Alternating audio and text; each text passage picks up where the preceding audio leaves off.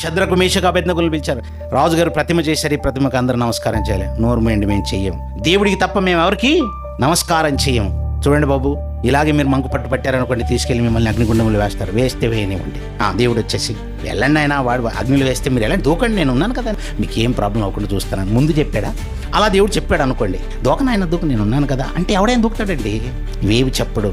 నీ విశ్వాసంతో వాటిని వేటికి భయపడకుండా నిలబడాలి. అగ్నిలో వేస్తే శద్రకు మేషకు అబేద్నెగోలు వేషంలో కాలిపోయారు తెలుసా మీకు? వాళ్ళు మంచిగా హాయిగా తిరుగుతున్నారు.